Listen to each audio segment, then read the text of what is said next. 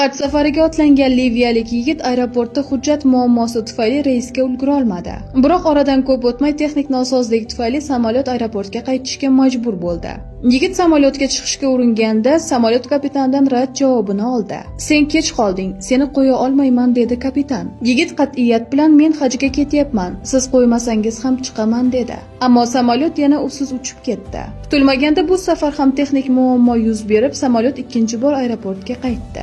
Bu safar kapitan fikrini o'zgartirib, yigitsiz uchmaslikka qaror qildi va uni bortga chiqardi. 3-urinishda samolyot eson-omon Saudiya Arabistoniga yetib bordi.